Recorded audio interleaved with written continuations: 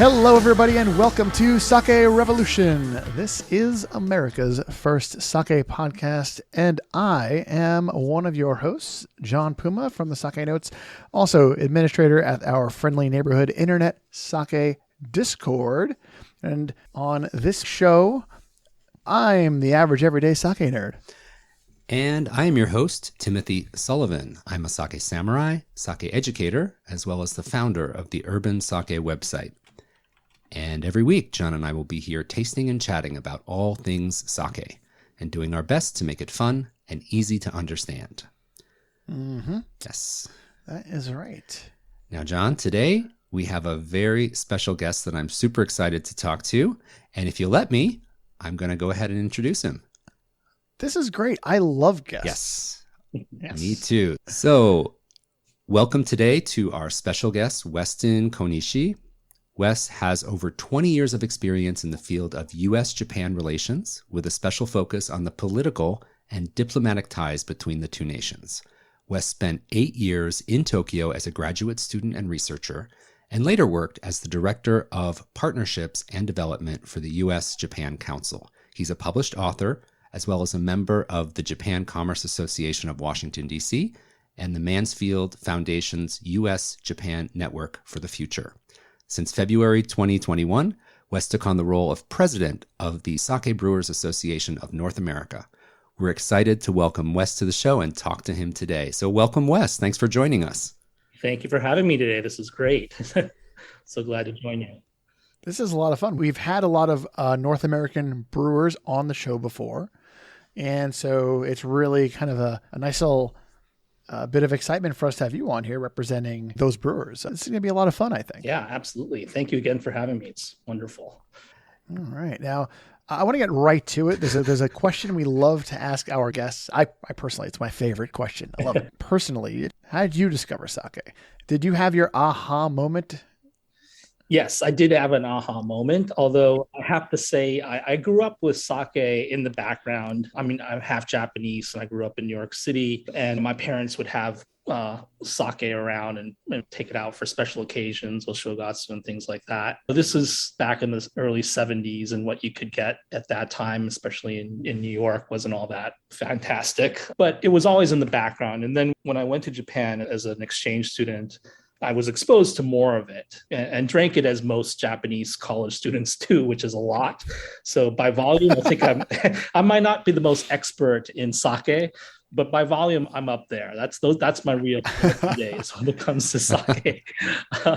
That's really interesting. I never realized that students over there would dabble into sake. I always figured it'd be more of like the beer thing. Yeah, beer certainly is a big part of the drinking repertoire there if you're a college student. But sake was there too, and atsukan and just tsushu, nothing special. But then in grad school, I did have this aha moment, and I remember the whole scenario very clearly. It was a huge snowstorm hit Tokyo, and the entire city shut down, and there are very few things running. A lot of things were closed, but I had dinner plans that night with some friends of mine in a neighboring town, and luckily enough, I was able to get a bus to that location. So I got there, but it was just this beautiful, idyllic Tokyo. When it's snowing, it actually turns into a really beautiful city. And I got, turns into right. It covers up the suit that's normally visible. But so I got to this restaurant, and it was one of my favorite places. It's a seafood specialty restaurant. And it was just so cozy in there, and the food was spectacular. And I ordered sake, and it was kokuryu, and a line that they make called ichorai, which I haven't seen here on the shelves in the States, but obviously you can get kokuryu more and more here, which is spectacular. But this particular line was called ichorai, and I think it's a junmai ginjo, not a junmai, but a ginjo. I don't think they make much junmai. And I was just, it was one of those aha, love at first sight moments. It just was so delicious, and the ambiance and the food just combined to make this incredible experience that I'll never forget. And so I then subsequently became a devotee of Kokuryu and Ichorai in particular, to the point where people would like automatically associate me with Ichorai. And if I went out, to an izakaya or something like that, or if it were my birthday, people would just give me bottles of Ichorai, and that would be That's amazing. So that's my aha story. That's awesome. It's really great. You are here as the president of the Sake Brewers Association of North America, and we would love to start out by asking you to please tell us about the association and what's the mission of your group. The association was really the brainchild of Andrew Centofonte of North American Sake Brewery in Charlottesville, Virginia, and Bernie Baskin, my predecessor. And Bernie was an expat lawyer in Singapore years ago and got into book publishing and published a book about sake, a really gorgeous book on sake. And it features 75 different sake breweries around Japan. So that kind of got him into the industry, into the sake world. And then when he came back to the States, he met up with Andrew and they started talking more broadly about the sake industry here in North America. And they realized that there really wasn't at the time an association representing and advocating for this budding new industry here. And so they decided to actually start it up, and they did. And so in 2019, they formally established the association. And the mission really is threefold. One is to help sake breweries and brewers develop their operations and help them grow their businesses. The pillar of the mission is to help raise sake awareness amongst consumers in North America. And then the third is to lobby for laws and regulations that are conducive to growing the industry even further. So those are the three main pillars of our mission. Now, I don't imagine that's going to be an easy task. What are the biggest challenges for American sake brewers? I imagine that sourcing is sometimes very difficult, not only just for raw materials, but I would imagine that getting hardware is going to be difficult, getting a press, things like that. What have you guys come across, really? Yeah, all of those issues are obstacles and challenges for brewers. And as you know, I mean, sake equipment is very expensive. And so I think for most folks here, they're unable to afford cutting edge technologies that are available in Japan to Japanese brewers. And so what they wind up doing is repurposing brewing equipment that comes from the beer world or the winemaking world. And so I think that's what the vast majority of our members wind up doing. So that's certainly one huge challenge. And yeah, there's issues with obtaining yeasts and different strains of yeast. That's certainly something that's up there.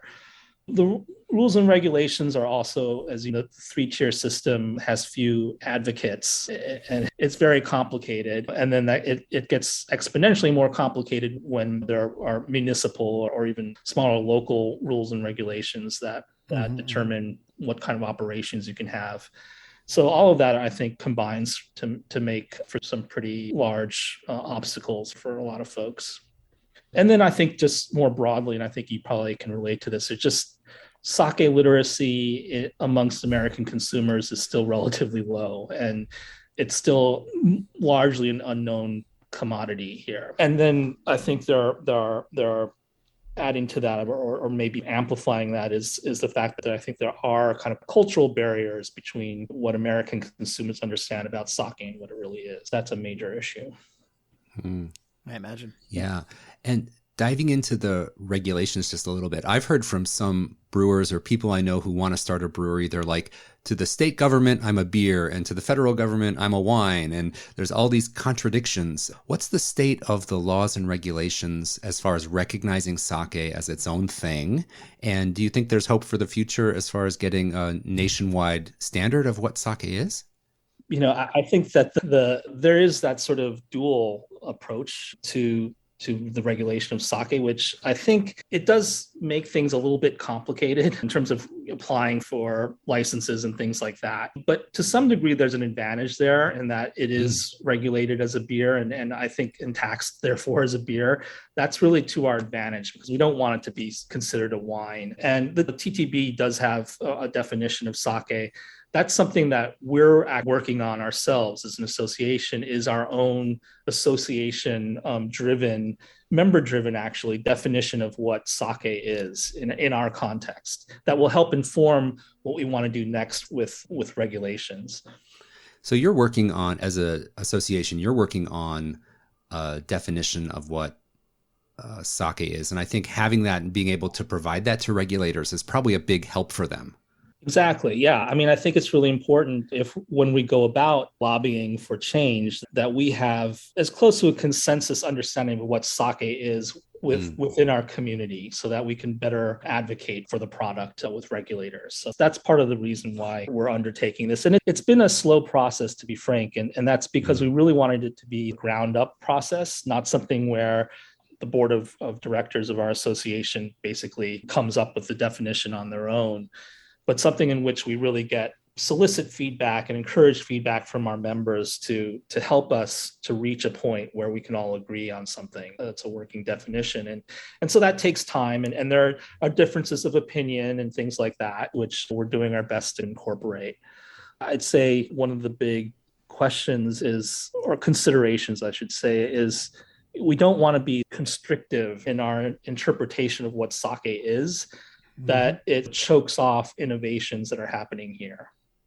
So that's a big part of what we're deliberating over. Yeah. It's funny. We talk a lot about sake education needing to be out there, and we usually think about the customer, the consumer. As you brought up, it's even legislature needs to be knowledgeable about what sake is in order to govern it, which clearly isn't the case yet. Right. Exactly. Yeah. There's a long way to go before lawmakers really understand what sake is and are able to better regulate it. Yeah. And it's a real opportunity too, as you mentioned, because we don't want to take the Japanese definition of what sake is and drop it on our government, because there's such a chance here to create something new and allow for a more dynamic definition of sake. And I think that's awesome. Exactly. Yeah, I think that's exactly what we're trying to do. So I think we're close at this point where we're getting to the point where we're ready to announce a provisional definition. We'll see how that flies with our community, and then we'll take it from there. Nice. I think that could actually make for a good amount of change if it works out as well as it could. We also need to get the industry here, continuing to grow, get bigger, obviously for both U.S. Domestic sake and imported sake. What is the best way to get sake into people's hands and subsequently mouths? I'm a big advocate, and maybe this just comes from the fact that I represent craft brewers around the country, but I just think that if you really want consumers to get to fall in love and for them to have an aha moment, it's great if you have people in your community actually making that product. It's great if this stuff is available to local communities and consumers. That to me is a really important step. And that to me can make some inroads. I mean, it'll take time, obviously, but I do think that can be an effective avenue for gaining more interest and more of a sake kind of savvy consumer base that's been lacking so far. So it helps if there's a brewery in Nashville, Tennessee, and then Tennesseans can learn more about sake. Or it's great if there's a brewery in Los Angeles that's making sake for folks there too, and just replicate that across the country. And that's a really good thing. And it's very exciting to watch.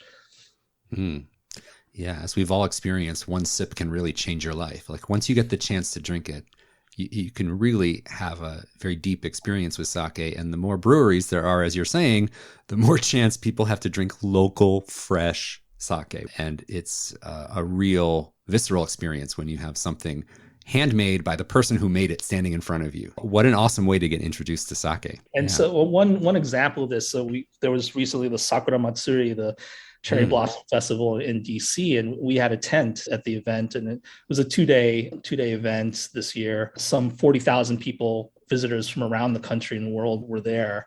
And we had this tent for the first time ever. We'd never had done something like this. And I had no idea how it would go. Like it was either going to be like a trickle of people who are curious about sake, or we might get overwhelmed by people really dying to try it. We were featuring 6 sakes, and we had some of our brewers there with us helping to pour. And it turns out it was the latter scenario. We were just swamped with people. And it was great. It was so great to see the reactions and the response. Yeah. And I think that the fact that our sakes were for a lot of people's home states was a great icebreaker of sorts. Like, it's really exciting if you're from Kentucky and you sake from the Void from Lexington, Kentucky, and you're able to taste it and you really like it. I mean, that creates an incredibly exciting feeling. And so I think if we can do things like that, as an association, we're not going to be doing those kind of pouring events all the time, but I think on occasion it's good to do that, and it's good to get the word out that we exist and that our brewers are scattered across the country. Yeah. Now, speaking of exciting events, you guys actually have an event coming up at the end of May. It's the American Craft Sake Festival, the second time you've done this. And this is kind of a come together moment for any brewers that can make it. And I just wanted to mention this to our listeners as well. It's going to be on Saturday, May 28th, 2022 from 2 to 6 p.m. And it's at Ben's Tune-Up, which is in Asheville, North Carolina. And you can visit the Sake Revolution website show notes for a link to tickets. And you can also visit the Sake Brewers Association of North America's website to get information on tickets. And that sounds like an amazing event that's going to be coming up. Yeah. So as you said, this is the second one that we've done. The last one was at the same location at Ben's American Sake. And so the last one was in 2019. And by all accounts, I wasn't there, but it was a fantastic event. People really enjoyed it. And this time around, our membership has grown. And so we have many more sake brewers who are participating this time around, over a dozen, and with about 20 different sakes that are going to be poured at this. So it's going to be really fun and I think interesting. We're going to have some educational seminars throughout the day, some that are more geared toward our brewers that are more technical in nature, and then others that are going to be for sake newcomers so that they can understand more about what sake is. That's going to be phenomenal. And we invited the Japanese consul general who represents the South to attend the event as well. So Consul General Takeuchi will come in from Atlanta and join us for that event and provide opening remarks. So we're really excited about that as well. Nice. Sounds fabulous. That sounds great. If you're anywhere near Asheville, North Carolina, you have to get yourselves there and try all this American sake. And speaking of trying American sake, speaking of segues, Tim, we actually arranged to do a little tasting with Wes as well. John, do you want to introduce us to the sake we'll be tasting today? Certainly. We've obtained some sake from a local craft brewer. Yes. That you might have heard of listening to our show, Brooklyn Kura. And we're going to be tasting their Blue Door Junmai Genshu Nama. The rice here is a combination of U.S. grown Calrose and U.S. grown Yamada Nishiki. Those rices are milled down to 60% of their original size. The alcohol percentage is 17. Oh, a little up there, guys. And the sake meter value, that measure of dryness to sweetness that we talk about every week on the show, is +3. So a touch on the dry side, but don't expect anything too karakuchi. Yes. All right. Let's get this open. Okay. And into the glass.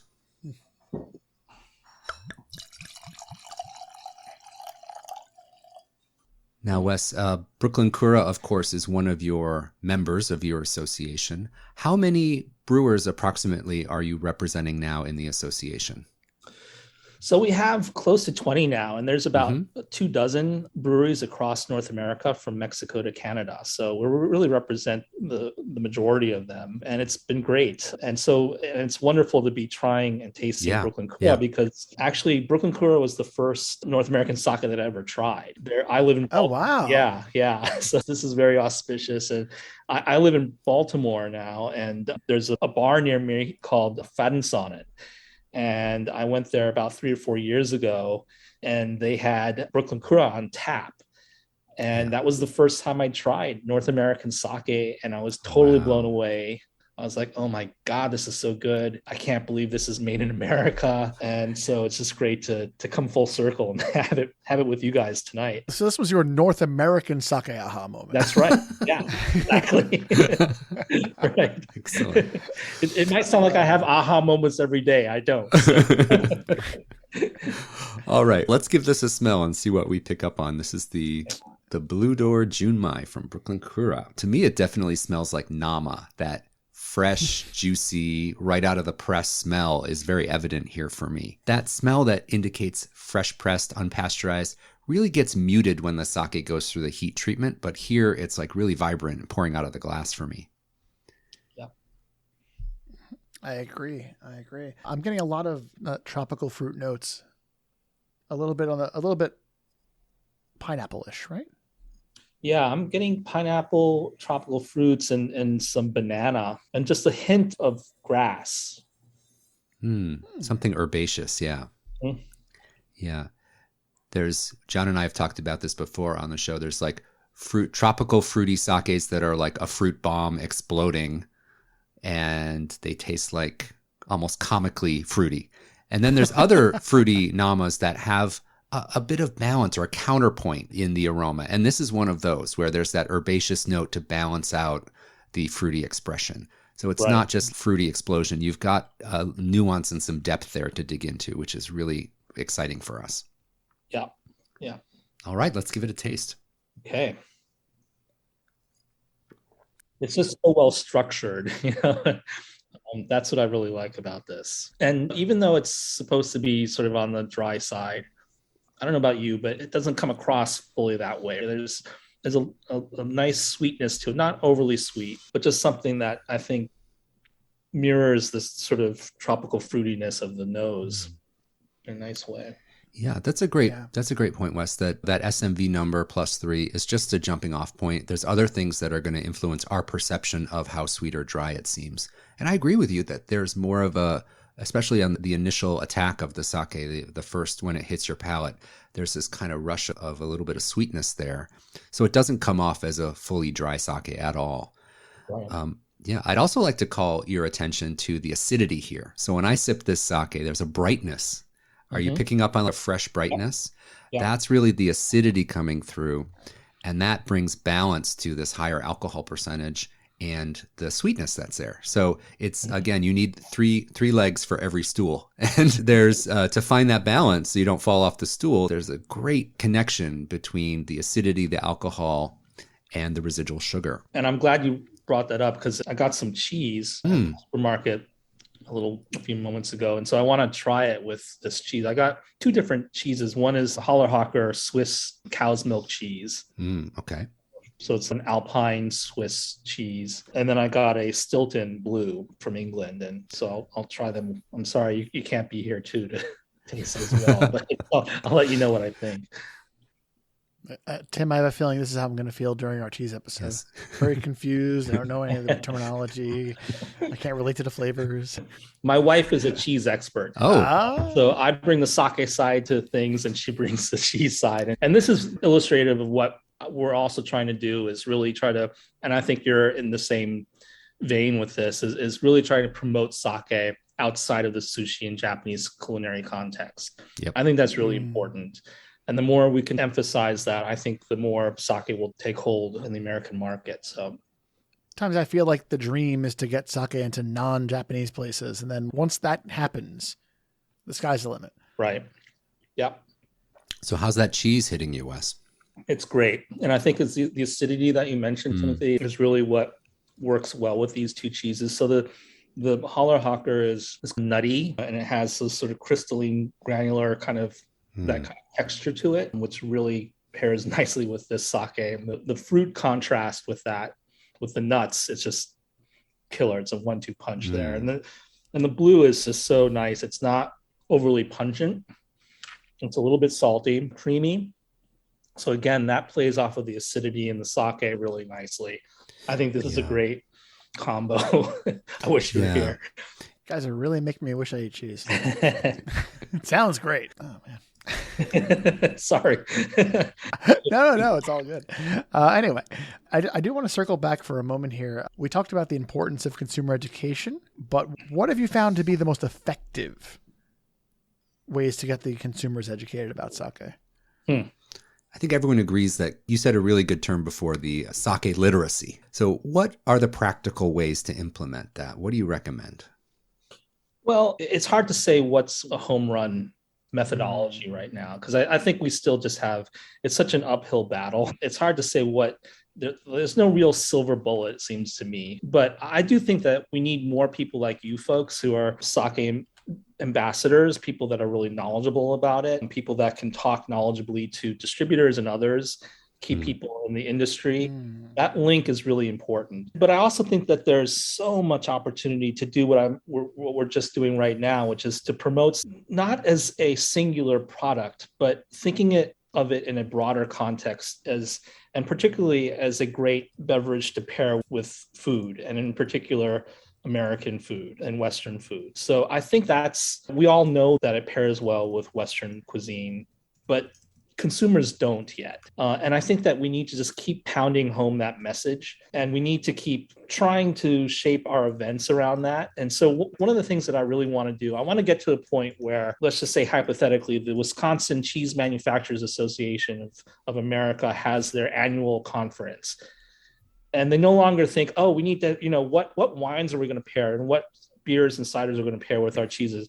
I want them to get to the point where they're thinking automatically, what sakes are we going to be pairing with our cheeses? And so I think that if we can think at that bigger, sort of more strategic level, that will also make great inroads. We need to sort of mainstreamize sake in some way. And I think there's some ways to do it. And again, I'll just say that having local craft sake producers scattered across the country, I think is really a key development for the sake industry, because these people do have their fingers on the pulse of people in their circles, normal Americans who live across the country and who've never really tried sake before. Maybe they did and they had bad experiences because they were drinking crap. Now they can actually go in, they can see the passion that goes into producing sake, craft American sake. And I stress the word passion because, as you both know, you cannot make sake unless you're passionate about it. You cannot half-ass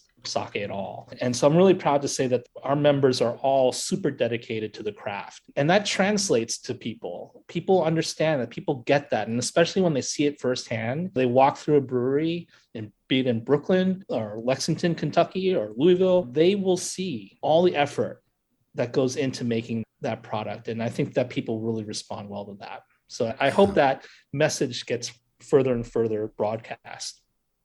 That's awesome. Yeah. One thing I took away from what you said that I wasn't thinking about before is that it really does take a village. Like we have to work with the Cheese Association and the Pizza Makers Association and all these different groups that naturally work with wine and beer and cider. Sake has to connect with these groups and elevate the profile. That's like a real aha moment for me today. That's awesome. Fantastic. So thanks for that. Before we wind up, I wanted to ask you if there's any other message about your association you wanted to get out there. And of course, we want to give you a chance to let people know how can they get in touch with you and the association if they're interested in membership or have any questions for you. What's the best way to get in touch? So best way is to visit our website, www.sakeassociation.org. And one of the best kept secrets, I think, of the sake world is that it's actually a really rich site. Bernie Baskin, my predecessor, was very much involved in developing our website. And it's a treasure trove of information. We have postings about sake events throughout the year. We have articles by renowned sake experts. Nancy Matsumoto, who's a sake expert, recently became a member of ours and is kindly reposting her articles on our website as well. And we just have a wealth of information there. For members, there's a sort of passcode protected part of the website that's sort of a wiki site that has all kinds of sake resources, things about equipment and regulations. We have an incredible survey of sake regulations as they pertain from state to state. And that's really useful for brewers. So that's just a great way to learn more about us. And my email is on there. We have membership applications on there as well. And we have basically two different kinds of memberships. One is for brewers, and the other is for everything from sake enthusiasts to people that are in allied trade.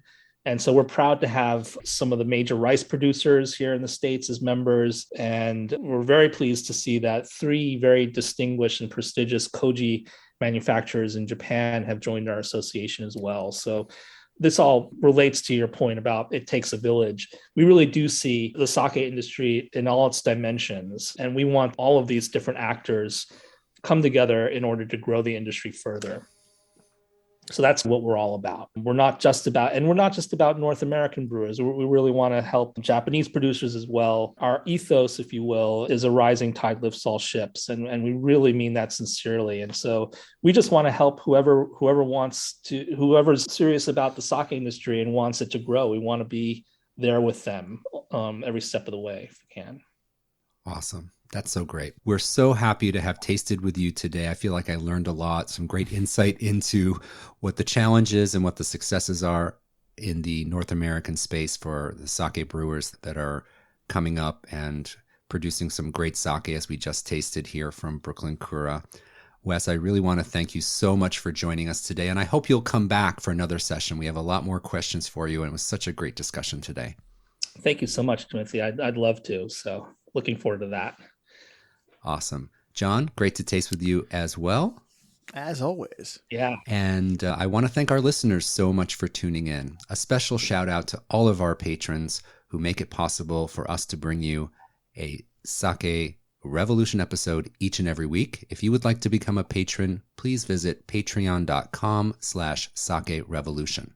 And if you would like to get at us with your personal questions about sake, questions about the Sake Brewer Association of North America, get at us at feedback@sakerevolution.com. So please grab a glass. And until next time, please remember to keep drinking sake and Kanpai!